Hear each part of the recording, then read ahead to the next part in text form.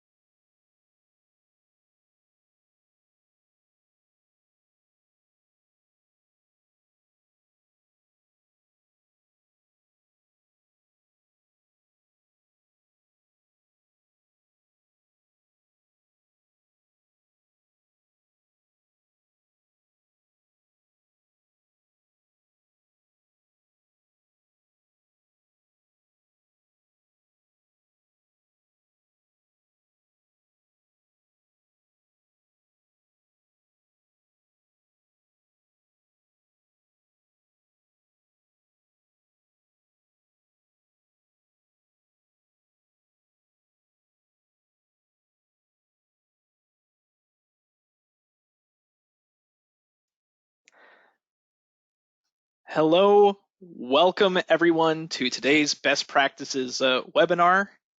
This is the 10th Best Practices webinar put in partnership between Transfinder and NAPT. And today is the second part of our series on planning for school reopening. My name is Andrew Hamilton. I'm the Senior Application Specialist with Transfinder Corporation. And I'm just going to start us off today with a little introduction, and and I also want to let you know that if you want to communicate with any of our panelists during today's discussion, or if you want to share any other questions or concerns, please use the questions section of the GoToWebinar control panel. We'll be keeping an eye on that, so we'll be able to answer your questions nearly in real time here. Also, you will be able to hear us or see us, but we're not going to be able to see you or hear you. So please do use that questions section as a means to communicate with us as our webinar proceeds forward.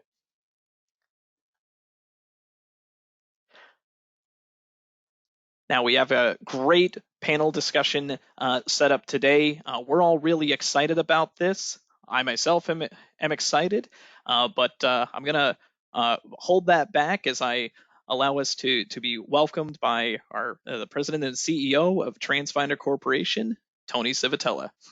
Go ahead there, Tony. Hello, and don't hold back ever, because we're not meant to hold back. Hello, everybody. Excited. Can't believe it's our 10th. We're in double-digit numbers now here, which is amazing. It's always great. Like Andy said, this is really the second part of planning for school reopening. Well, the best laid plans really work.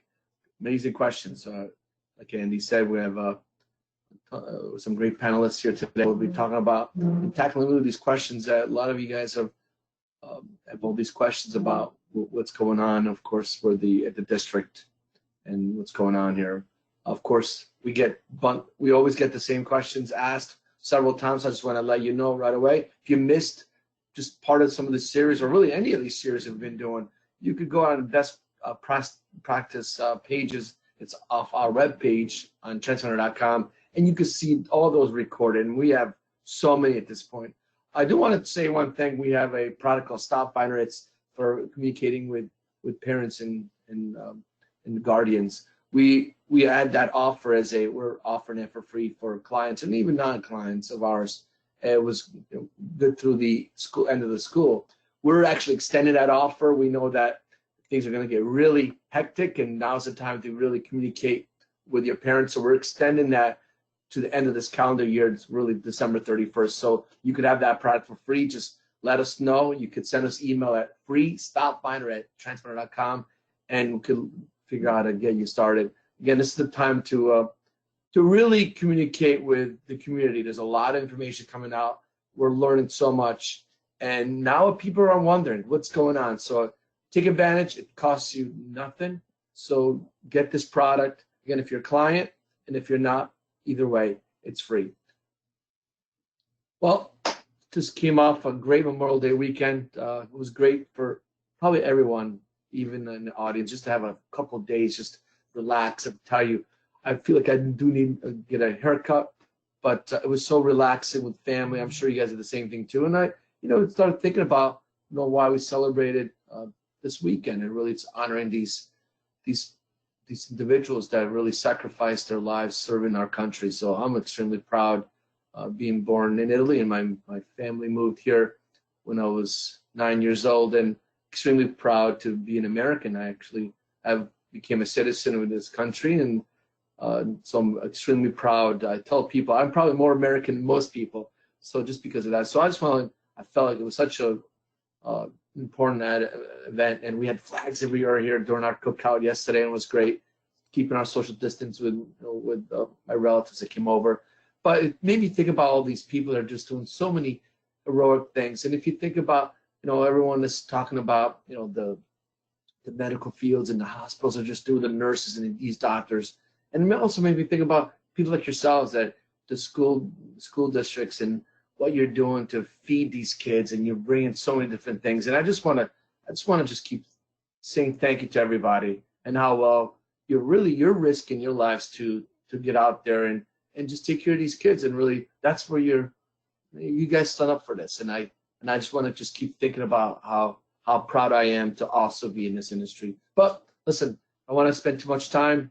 I'm going to thank Mike Martin always. Thank you always for giving us this opportunity of being part of NAPT, and it's a great partnership. So we appreciate this greatly. Obviously, I want to now turn it over to Mike Martin. And by the way, he's going to give us some CDC recommendations. So I'm looking forward to hear that. So Mike, here's the mic. Thank you again. Good afternoon, Tony. Thank you very much, as always, for your help and your support. We enjoy the partnership and the relationship we have with Transfinder, and that starts at the top. So Tony, thank you also.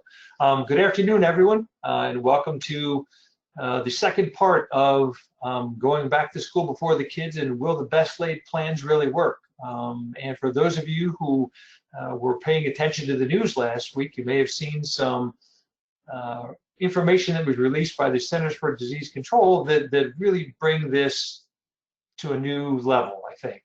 Again, CDC released what they call considerations for schools, and there were 8 of them in particular that are going to affect us in school transportation. There are obviously will be affected by all of them across the board because we're involved in education and are educators ourselves.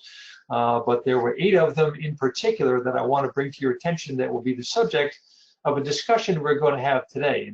And I'd like to, if I may, kind of run through each of those 8 for you briefly before I introduce today's panelists. The first one was that CDC recommends that schools consider implementing a variety of strategies to maintain healthy operations.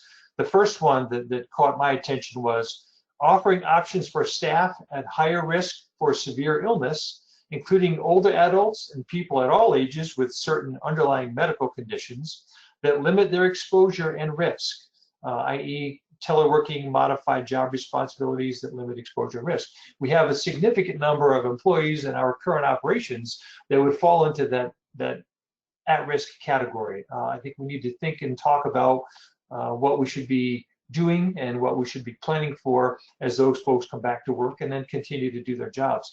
Secondly, CDC recommends limiting any non-essential visitors, volunteers, and activities involving external groups or organizations as much as possible, especially individuals who are not from the local geographic area, meaning your community, your town, or your city. Think about the impact that that's going to have on school transportation. We bring, it depends what your definition of community is, I suppose. There are some school districts out there that have incredibly large service capacity and would not be in what we consider our traditional local area. So I think that's going to pose some challenges for all of us. Another one that they put out there is pursuing virtual activities and events in lieu of field trips, student assemblies, special performances, school-wide parenting meetings and spirit nights, if possible. Again, think about all of those things and the way as transportation service providers, we provide an infrastructure for all of those things to happen in a typical school week, school day, school month. Next, they recommend pursuing options to convene sporting events and participation in sports in ways that minimize the risk of transmission of COVID-19 to players, families, coaches, and communities. And you'll see in a minute why that's going to be an incredibly interesting topic of conversation today. Next, they recommend cross-training staff, creating a roster of trained backup staff, and conducting training virtually or ensuring that social distancing is maintained during training, especially for those of you that have large staffs. I'm hopeful that you've already begun to think about that, but we can explore a little bit of that today with the folks we have lined up for you. The seventh one was specifically related to school transportation. CDC recommends creating distance between children on school buses, and then they say specifically, for example, seat children one child per row and or skip rows when possible. That's going to have a huge impact, obviously, on what we do. And then last, they recommend that school bus drivers should practice all safety actions and protocols as indicated for other staff. For example, hand hygiene, cloth face coverings. And they also recommend that we clean and disinfect school buses or other transportation vehicles as per the guidelines they've issued for bus transit operations. Again, another recommendation will have a huge impact on us as we move forward in planning our return to school. Now, it's my pleasure to introduce to you today the panelists that we brought together for you, and they're from all across the country. First, I'd like to introduce Garry Fast, who is the State Director of Pupil Transportation in the state of South Carolina. Garry is joined today by South Carolina's Director of Maintenance. His name is Mike Bullman. Garry and Mike, welcome, and thank you for being here today. Second, I'd like to introduce Dave Meeuwsen. Dave is the Transportation Director for the Zeeland Public Schools. Zeeland is a suburb of Grand Rapids in the state of Michigan.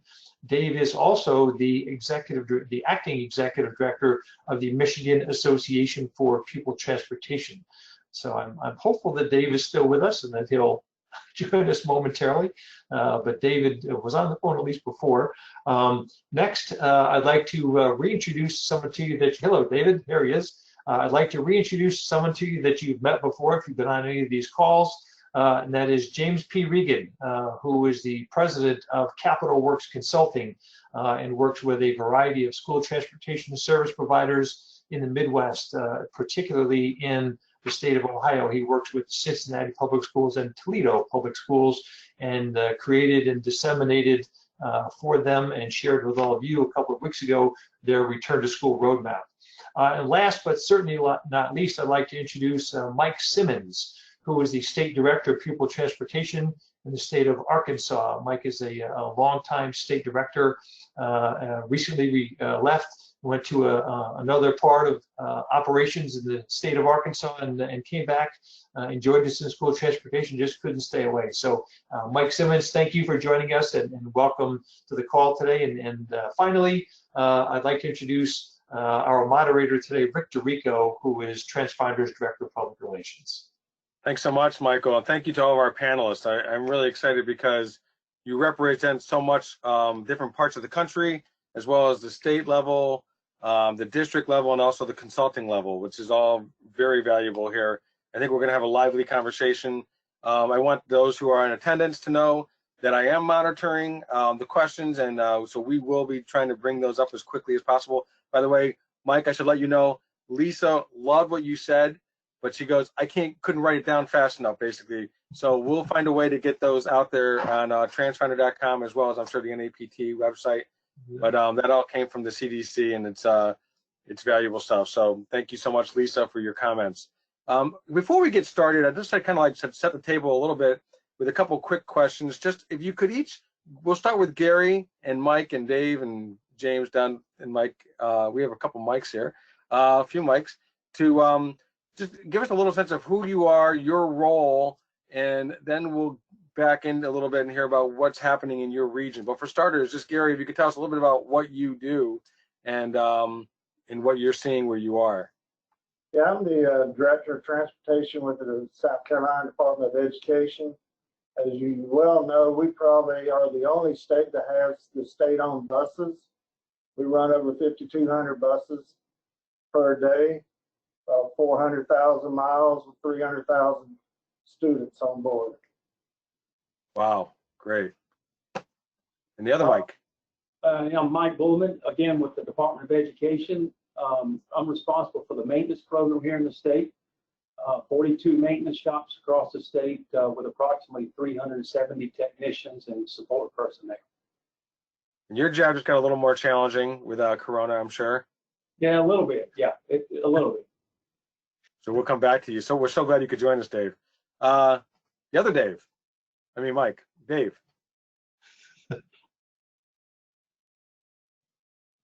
Dave Meeuwsen, Transportation Director, Zeeland Public Schools, Zeeland, Michigan. We are not far from the lake, and we are the real West Coast. And currently working with folks with MAPT, Michigan Association of Pupil Transportation, and looking forward to seeing a lot of you folks, we hope, in November. Great. Jim. Jim Regan. I work with a number of school districts in the Midwest. Both in the two major contracts with Cincinnati. Cincinnati has contracted out all of its transportation, so I'm working with them on making sure that their vendors are ready and coming up with a vendor readiness audit. With Toledo, which has all of their transportation in-house, working with him on scenario planning. We just got our first set of scenarios from the chief academic officer about some potential schedules, and we had to calculate the feasibility and the cost impact of those types of scenarios and giving feedback to the board. So I'm on kind of both sides of the house. I also perform transportation audits for school districts as well. So it's been fun the last couple of months. Go ahead, Mike. Thank you so much, Jim. Mike. Yes, I'm Mike Simmons, State Director for the state of Arkansas. I regulate about 6,500 buses, 283 districts now, I think. Been around for a long time. A lot of people in the industry know me. I started in about 2000. Actually, this is my third tour of duty at the Department of Education. So I'm like a bad penny. I just keep showing up. So what's that expression? Fool me once, shame on me. That's it. That's it. So I left for about 2.5 years. Just came back in August. Gave up playing with bears and fun stuff with the Game and Fish Commission to come back and do yellow school buses. So go figure. I remember seeing the story on that. That was great, actually. You had so much, and you can't get that wisdom overnight. So it's glad you're probably in the right spot at the right time. Well, I hope so.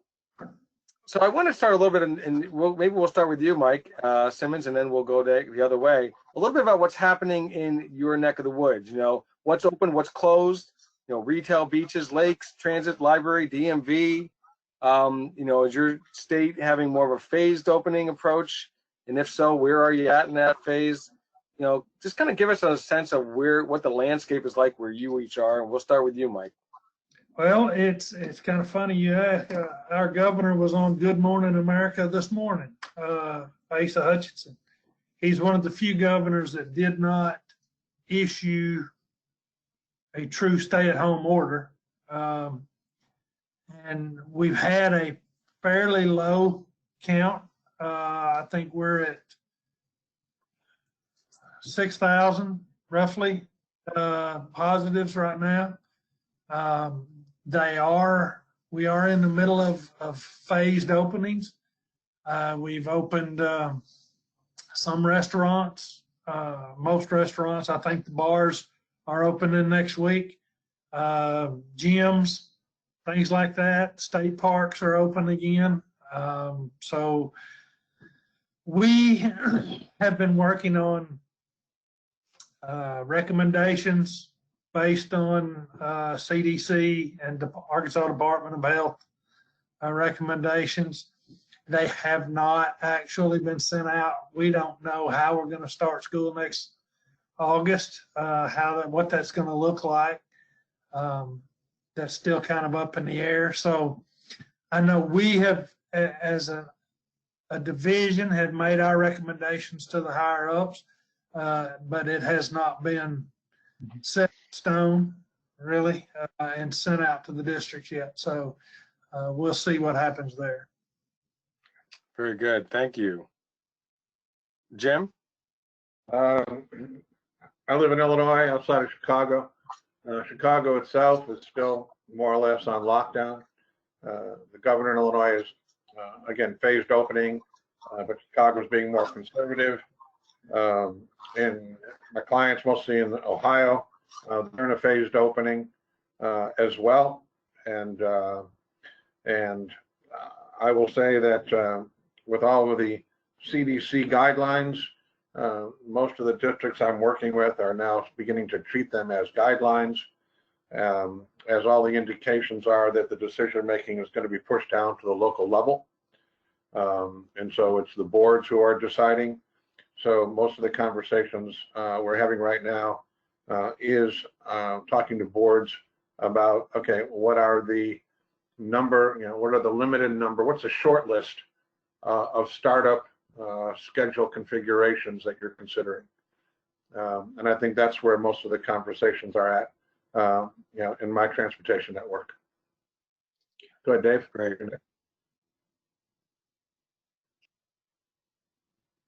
David, you're on mute, I think.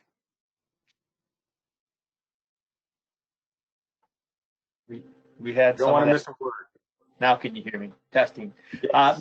And we are phasing different things in, and last week the governor extended stay safe, stay home order to June 12, and then her emergency declaration just to limit certain things where we go until June 19th. So from the 19th until the 1st of September, there's not a lot of time left for getting all the information we need and putting things together for us to head back to school. But I do know that the barbers are still closed in Michigan, and I think south of the border or something like that. Very good. So Gary or Mike, one of you guys want to answer that? So our beaches have opened up again. I'm not sure about social distancing out there if you see pictures, but restaurants are at 50% capacity. He has opened barber shops here. Yeah, I need to go, by the way. Yeah. That was just last Monday, I believe, a week ago Monday when that was open. So it's been steps of Very good. Hey, Rick, if I may, I've got a quick question for all of you that sort of dovetails on just frame of reference for people who are listening in today. In each of your states, is your state superintendent of education or your chief state school officer, or your education commissioner, or whatever you call the person, is that person elected or appointed in your states?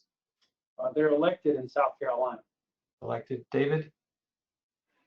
They are hired. They're not elected. They go through a process when to hire. Vetted person, okay. Mike Simmons in Arkansas is the... You're on mute. Our Secretary of Education is actually, we just changed our government. I mean, as far as that goes, it used to be a commissioner of education. Now we have a secretary who's over all education, higher ed, K-12, everything. So that person is appointed by the government. So your local school, the point is your local school superintendents are autonomous, obviously, but they have a direct report to someone who is an education commissioner or in some cases an elected official, right?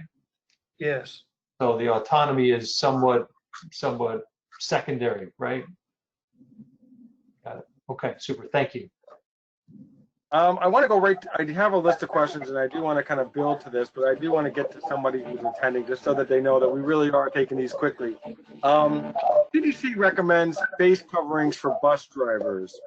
And the question is, have any states, is there concern about that for the liability, potential accidents to drivers who are, maybe have breathing conditions or underlying health issues? So anybody can answer that. Thoughts about drivers wearing face coverings while transporting kids? Yeah, Rick, we've been in contact with our public health agency, trying to get guidelines established by them since they are the medical experts. That was one of the questions we're still waiting back. Initially in the conversation, it was strongly encouraging drivers to wear them, but at the same time, very health-related issue. There are certain questions that we're still waiting on their recommendations currently. And that's a point that we haven't really highlighted here, but we should let the attendees know, and our attendees probably are experiencing this too, that many things are in flux, and it's still evolving, I guess I should say. So just that you don't have a firm answer does not mean you didn't do your homework, that these things are still being developed. So Mike, you look like you wanted to say something. Mike Simmons. Well, we recommended that drivers wear masks, but one issue that we see is those of us that are older than have to wear glasses. It's tough when your glasses fog up when you're wearing a face mask. So, special accommodations may have to be made for that driver. Thank you. So one of the things I wanted to talk a little bit about is the, what would you see I want to look at two different things. And so I'm going to tell you both questions now. You can kind of be thinking about it. What's the biggest challenge you think you're going to be facing to reopen school? And then the other side of that coin is, what's the low-hanging fruit? What are the things, and you can answer in any way you want. You want to answer the easy question first, but the biggest challenge and maybe the easiest low-hanging fruit. We'll start with Dave. Since you're in the middle, go ahead.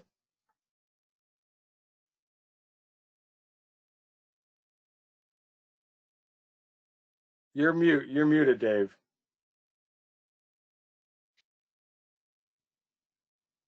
Dave, we can't hear you. Go ahead. Try again.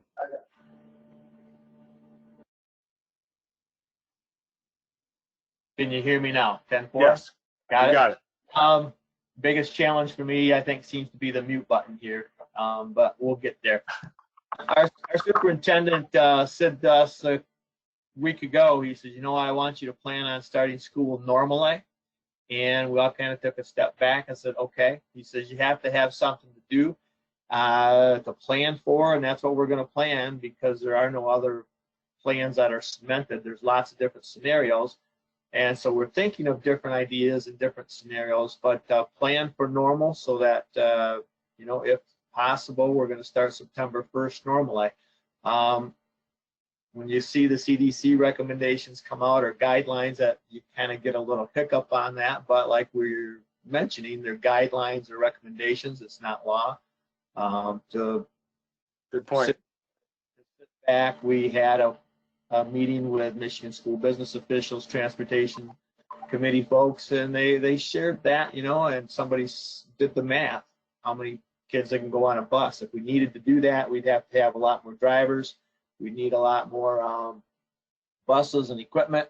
And granted, there's a higher unemployment. We might be able to pick some of the low fruit from that to find some people who say, it's time for a career change. I want to maybe semi-retire and drive school bus. We can maybe take advantage of some of that in the transportation industry, but not enough if I have to only put 11, 8, 9, 13 kids on a bus. So that's some of the challenge stuff, but we're going straight ahead, and we're all in this together, and we're in a sandbox, and we got wood on the edges of our sandbox, and when somebody changes my sandbox to a rubber tire, then I'll figure out how to do some things different, because transportation people are good at thinking on their feet. We're flexible, adaptable, and trainable, and I'm pretty sure we'll have kids going to school, we hope, in September. So how it all looks yet, We're not sure. Flexible definitely seems to be the order of the day. Who else wants to jump on biggest challenge and low-hanging fruit? We actually, our state superintendent, Ms. Molly Spearman, has an accelerated SC Ed task force that's been doing recommendations made up of a lot of the district folks around the state. We're also going to start a summer program this July. It's a summer reading camp for third graders. It's been expanded to an accelerated camp as well, anyone from K through 3 that the schools have identified. So we'll actually be doing a trial run starting in July to see where we're going at the beginning of the school. Mm-hmm. I've got a question for Jim Regan, Rick, if I may. Hey, Jim, yeah, I know that you have been working in Toledo in particular on some of these scenarios, and you know you've had dipped your toe at least so far into that resource question, as Dave alluded. How many extra drivers you might need? How many extra vehicles you might need? Is there anything there you could share with us on that subject? Yeah, there's only 2 CDC guidelines that impact the operation at the front end. I mean, on the back end, the health and safety, the sanitizing, is a little bit on the back end to some extent. One is if a school district decides to socially distance, that reduces class size, and then then the dominoes start falling, because then you end up with split schedules and all the configurations around schedules. The second one is around testing, either temperature, kids' temperature or driver's temperature, the testing part. That starts getting into CBA agreements, ADA agreements, and things of that nature. So those are 2 things on the front end that we're considering.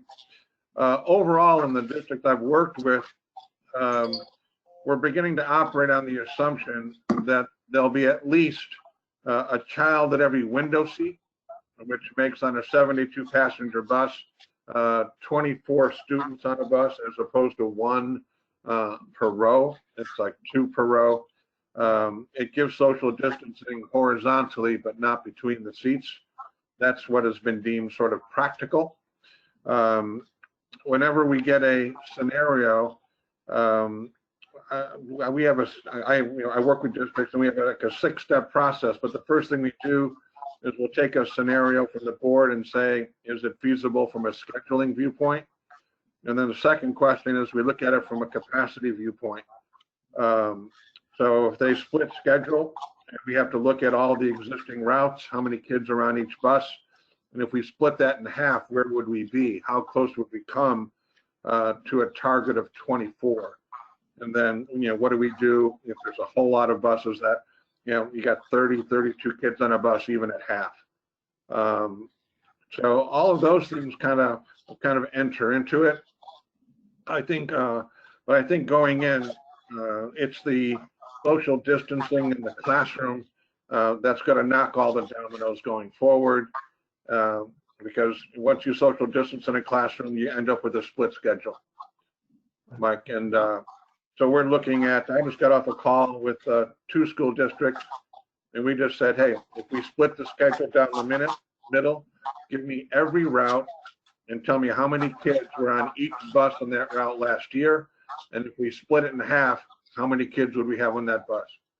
And then we just test the feasibility of that. So you got to run the numbers. It reminds me of that movie, The Martians, with Matt Damon. Do you think you're going to die? And he goes, yep, until you solve one problem, and you solve the next, and you solve the next, and you get home. So that's kind of the way it's been working with the districts I've been working with. Very good. I have a quick, Mike, were you going to say something, Mike Simmons? I don't want to cut you off. Well, I've had this conversation several times, and in my opinion, and this is my personal opinion, you cannot socially distance on a school bus. It is not practical. Those folks that have spent much time in a school bus know you can put 2 people on a school bus. You can put a driver in the front seat and a kid in the back seat. The minute you open one of those windows, they're sucking the same air. It does not matter. And in Arkansas, in August, It's 100 degrees with 90% humidity. You're not going to drive a bus with the windows up. So I think masking and taking temperatures, I think that's the only way to feasibly talk to school. I got a question. I want to highlight one thing, and then I want to share a question. Brad mentions, and I wondered if this resonates with any of you. He says, our leadership was surprised to learn that simply splitting a school in half for an A-B day schedule did not specifically split the routes in half. So is there a sense that leadership understands what transportation does? Is transportation getting a seat at the table, maybe to educate the leadership to understand that they may have some preconceived notions that need to be kind of rejiggered? Thoughts on that? And then I want to get to another question. Thoughts? I agree. I mean, if you depends if you're running alternate day schedules, you end up running the same route every day, just with half the number of kids. And then maybe after 4 weeks, you can pull some stops out that you know that those stops don't have kids on them if you want to increase efficiency. But generally, you design the routes as they would normally be designed, and half of the kids are on there Monday, Tuesday, half the kids are on there, Thursday, Friday. But the routes stay the same with some efficiency modifications once ridership stabilizes. It's kind of what I'm seeing. I don't know, Mike or Dave, what you guys, or Harry, what you guys are seeing. Anybody else? But my question, I guess one question I would have for some of you other guys is transportation mandated in your state? Because in Arkansas, transportation is not mandated by law. Districts do not have to provide transportation unless there's an IEP. Dave, Gary? It is mandated in South Carolina. Okay. What about you, Dave? Which would make a difference, in whether you had to pick those kids up or not. Anything, Dave? In Michigan, of course, anybody with an IEP, that's mandated for them. And listening to a webinar last week on special needs transportation, we have to think about a lot of students ride regular ed buses who have IEPs, but because of the scenario, you're going to have to re-examine some of those IEPs and the students and what's happening, and they might now be on a special needs bus. Otherwise, it's, if I'm going to transport for one, I transport for all. But if I hold a regular transportation, we can do that, but that's not.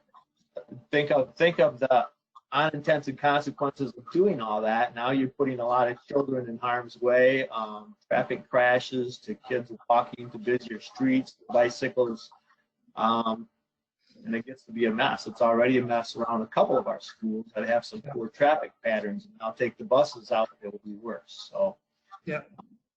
This is a question from Mike Martin for starters, because he oversees NAPT, so he would really be he's the point guy on this. But then I'm going to open it up to the others as well.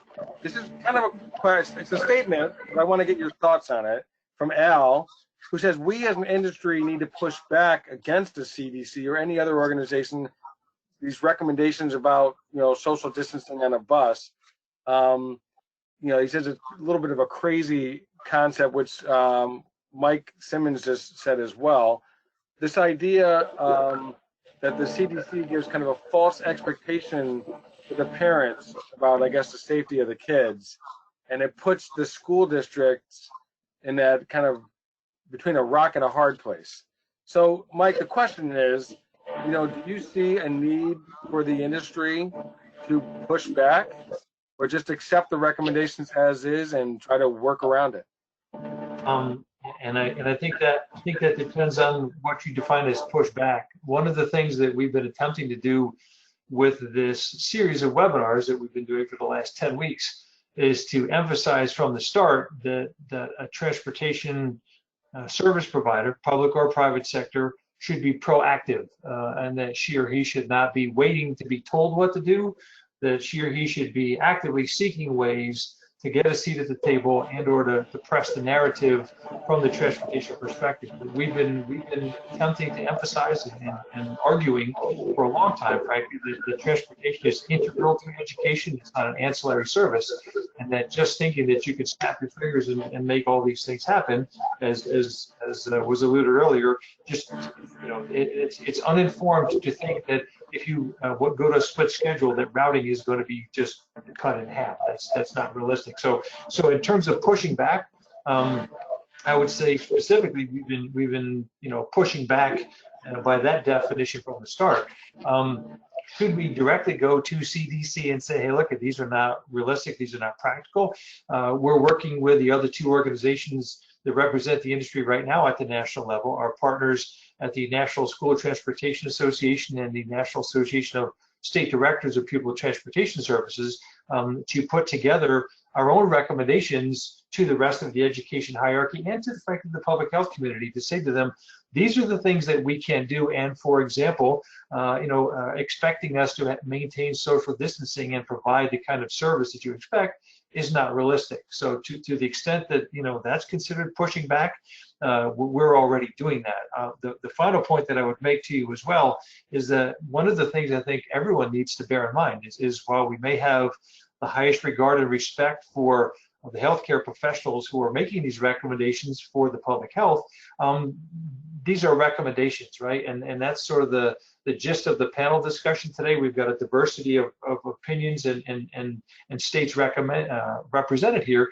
so that everyone can see that while someone might say something at the federal level, it's a recommendation. And once you get down to a more local level of operations, there's multiple steps in there that other people who are policymakers in your school system and in your state need to step in and say, okay, look, in Arkansas, for example, transportation is not a mandatory service, so the option is we just say that no one gets a ride to school anymore, right? I mean, you start to change the landscape, you reframe the discussion with people who don't really understand what it is we do as an infrastructure, and it changes the dialogue.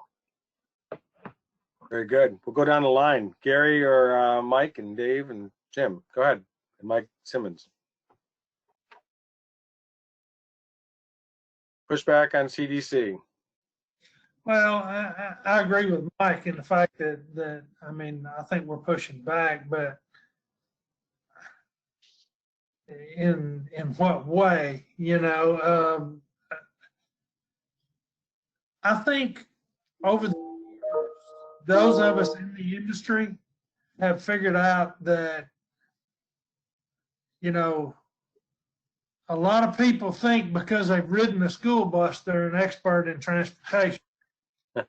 And a lot of times we are not allowed at the table when it needs, they think we can do it simply because they say we can do it. I don't know. That dog doesn't hunt down here.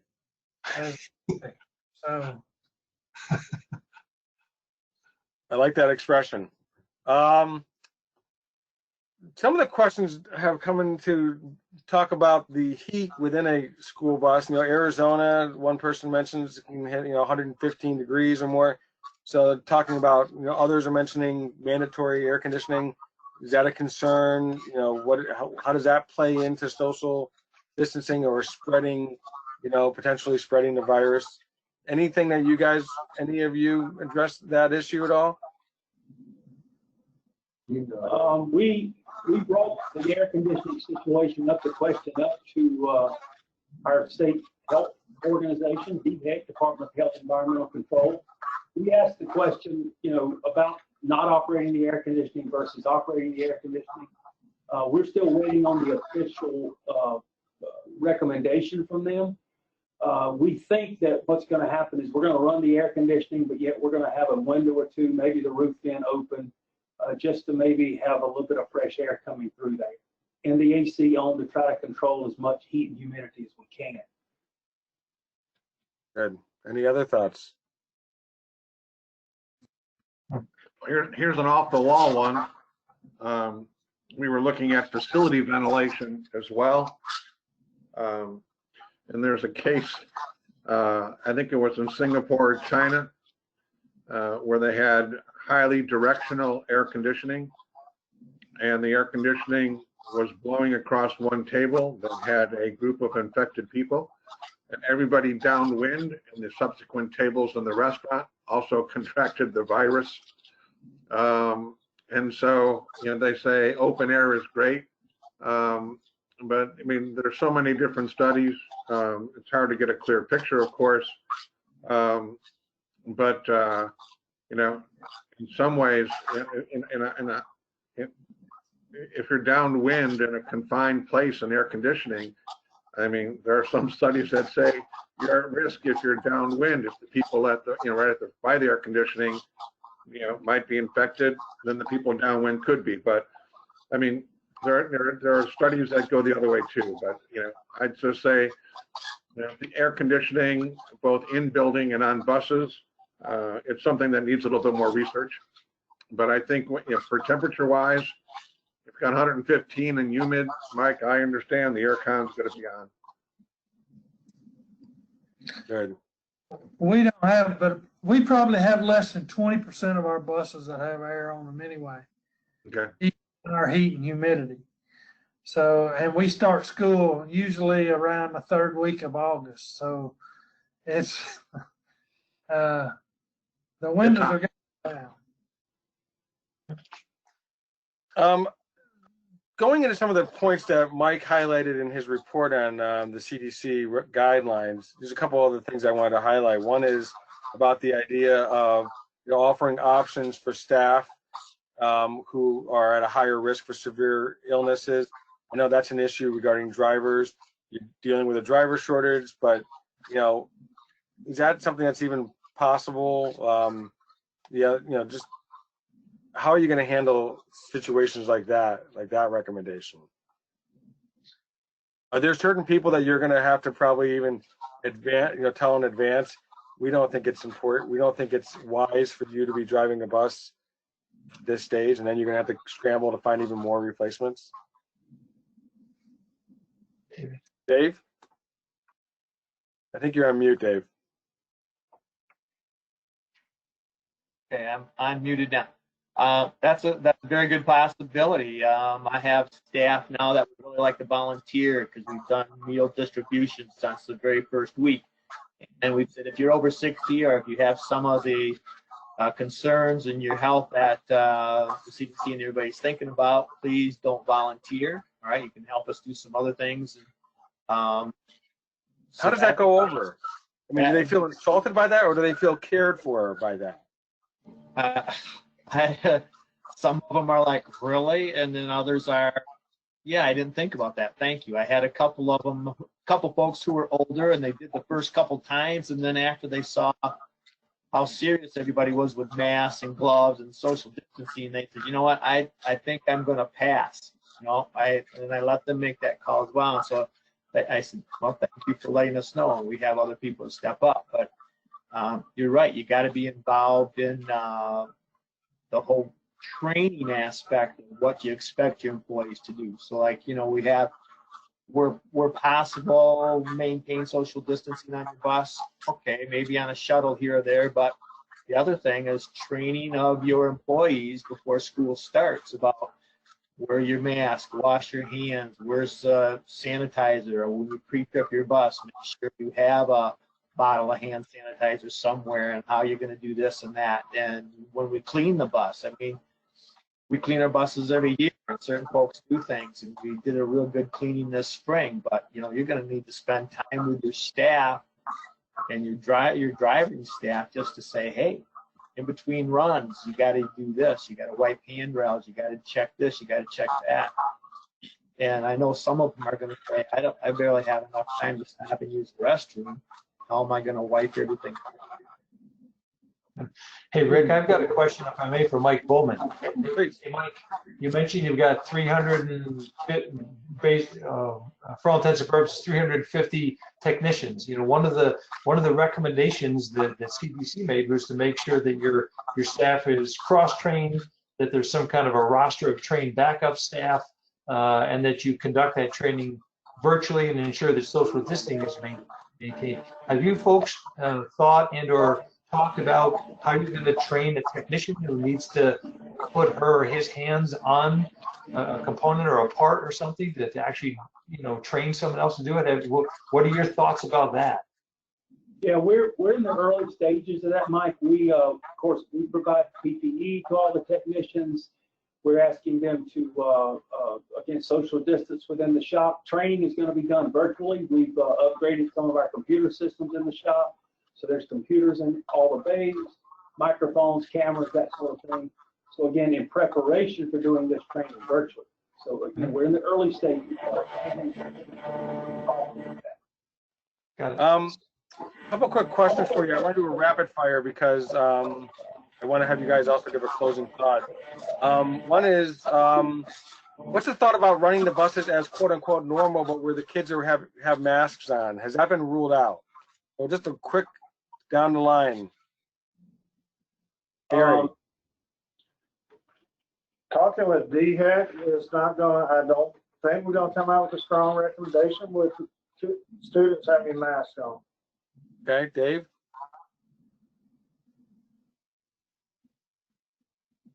I've got a strong suspicion they'll be expected to have masks when they ride the bus.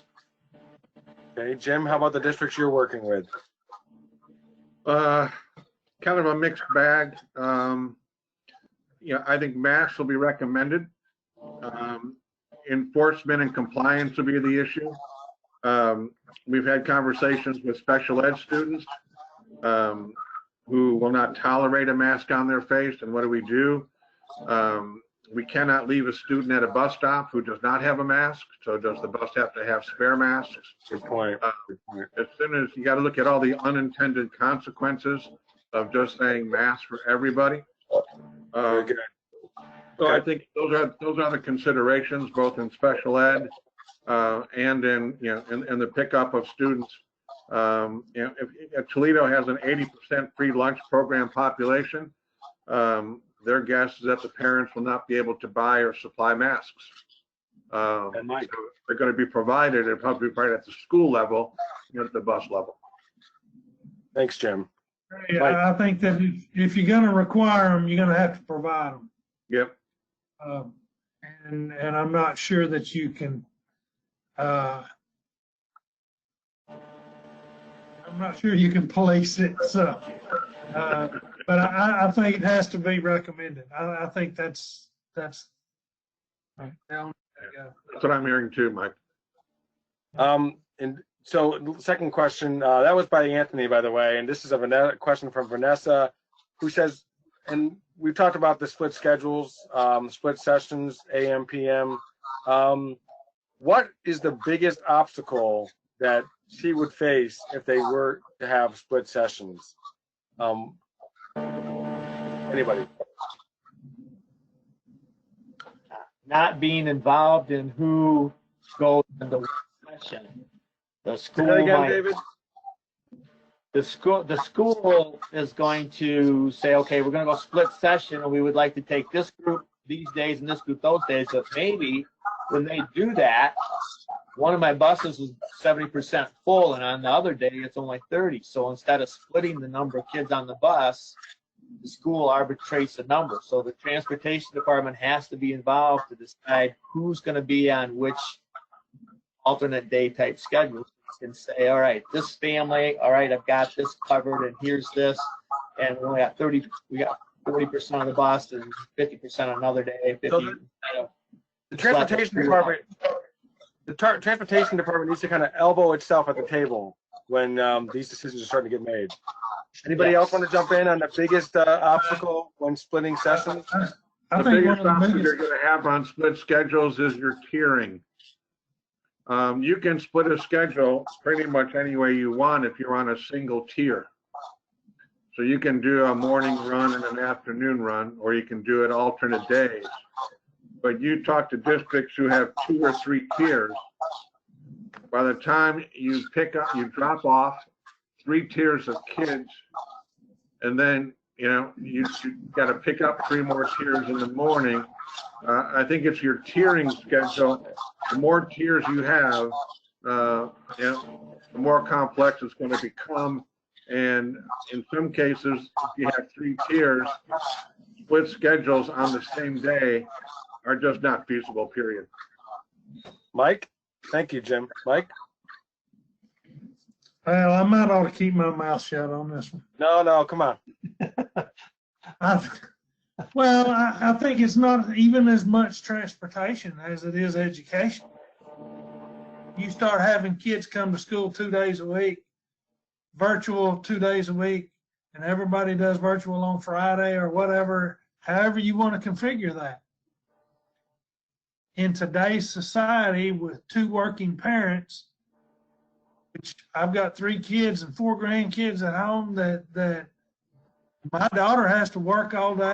She's going to come home, cook supper. It's going to be 7:30 before they get done eating, and then you're going to have school. I just don't see how it's going to work. Hey Rick, I've had conversations with people in, for example, in Oregon, and they have a variety of options that they're contemplating. They have committees that are analyzing options that involve face-to-face learning, that involve a hybrid between face-to-face and distance learning. They've got a separate committee on distance learning, and then they've got another group that's even talking about a flexible model that adjusts and or accommodates the parents' situation.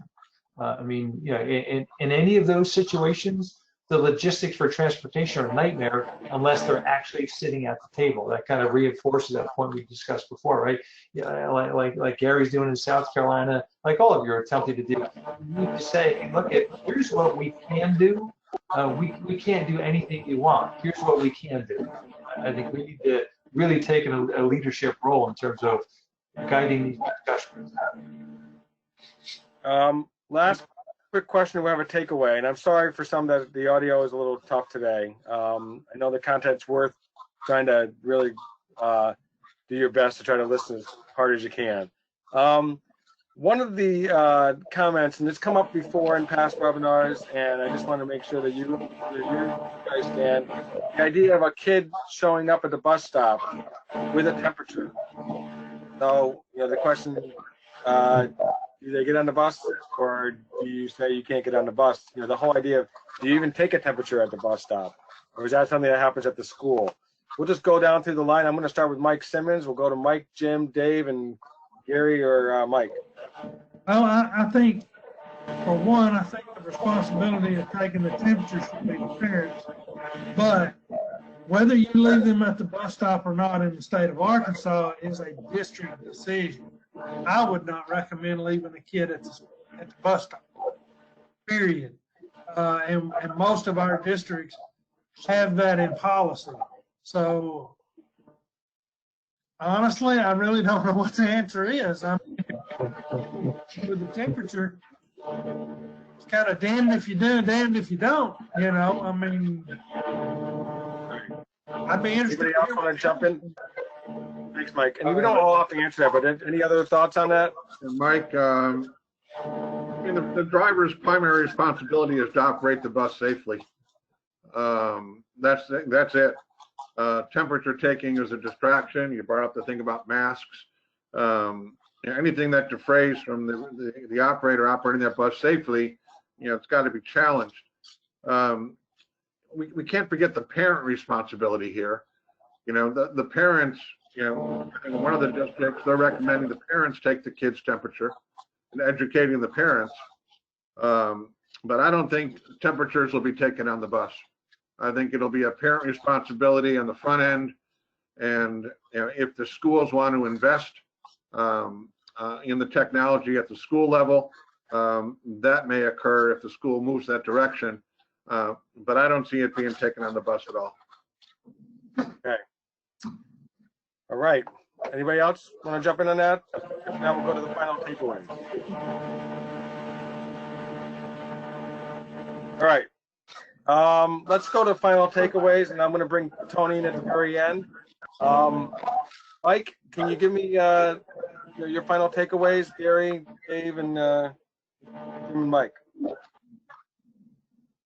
Mike Simmons? We'll have you close out, Mike Simmons. We're going to start with Mike Martin. All right. Mike, you're muted. So my first takeaway is that, again, this reemphasizes something we've been talking about for a while, right? If you haven't been invited to sit at the table at this point at a cabinet level in your local school system or even at the state level, you need to force your way in the door. That's takeaway number one. Takeaway number two is as much a question. I want to see how football crazy states like South Carolina, Ohio, Michigan, and Arkansas deal with no high school football this year, because the CDC recommends that you pursue options to convene sporting events in ways that minimize the risk of transmission, right? So you put them on a bus and take them to the game, you do hand-to-hand combat for 32 minutes, and then they get back on a bus and have to sit 6 feet apart. It makes no sense to me. Very good. Garry or Mike? It's definitely a challenge with the world we're living in now. We are in communication with our school districts, and we have formed a little task committee with them as well, getting their recommendations because they employ the drivers. So we are trying to work through this together statewide. Yeah, I'm just gonna second what Mike Martin said. Again, it makes no sense to me how we're gonna, not social distance in one environment or one activity. 6 feet apart. It just doesn't seem reasonable or practical to me at all. Yeah, that's been a common theme, and it's many questions about social distancing on a bus that seems like it's impossible. Dave? It's nice to know that we're all in this together. All right, it's not one district on its own somewhere trying to reinvent the wheel or do something different. And just want to take away, be flexible, be adaptable, and be trainable. And that's kind of what our job is every day. If it snows this morning, taking the kids in, guess what? I'm going to get them home this afternoon. I got to be flexible, adaptable, and think about how if there's a flood, if the weather's bad or there's a crash, we have to be flexible, adaptable, trainable. And so take that away, but be involved. Get involved. Be that little sliver under someone's thumb to say, "Oh yeah, transportation is there." You need to be at the table talking or having someone's ear. So one of the takeaways, Dave, is clear is being fat, flexible, adaptable, and trainable. I can remember this. I usually use that word, but I've lost a few pounds, so I've tried not to use that word. But flexible. Very good. I think we can all remember that. Thank you so much, Dave. Jim? I think over the next 4 weeks, when the school boards start to speak, we're going to see a short list of schedule options emerge. It'll be, it'll be schedule type scenario 1, 2, 3, or 4. And there's not that many. There's not an infinite number of options. And I'm hearing that boards are going to come out sometime in June with their schedule recommendations for the fall. And assuming there's a short list of options, most of all of your school districts and your states are going to fall under one of those 4 options, and it'll be a natural grouping, and they're going to have to respond to one of those 4 scenarios. So I think we're getting closer to knowing what we need to do. And I'm just hoping that those decisions come sooner than later. Very good. Mike Simmons. Well, I agree with Mike Martin on the fact that we are going to have to get a seat at the table more so than we've had in the past. And the athletics, I think, the SEC has already agreed to allow athletes back on campus to start working out. So I think that will somewhat bring some normalcy to it. I don't think there are any rigid answers. I think we're all shooting at a moving target. Kind of like my dad used to say, it feels kind of like trying to push a log chain, it just doesn't work. And so we'll keep shooting at it till we hit it, I guess.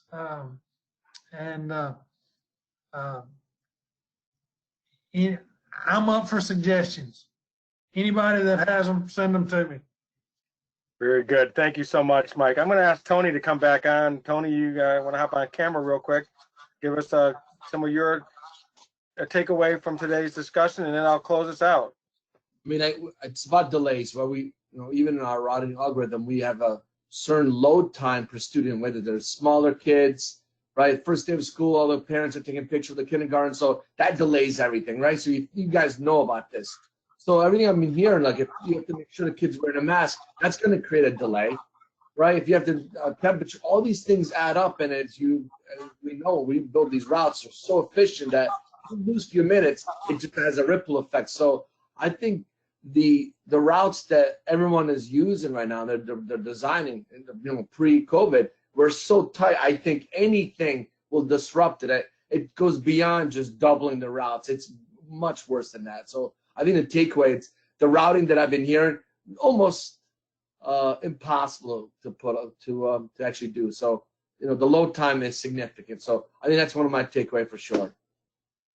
Impossible unless you have plus. I got to throw that in. I'm sorry. It was an open door there. All right. Sorry. Tony didn't know I was going to say that, but anyway. Good. So listen, I just wanted to highlight one quick thing, and that is that if you are looking for those CDC recommendations, which Mike Martin mentioned at the very start, we do have a link also on our best practices page, which is off of Transfinder.com.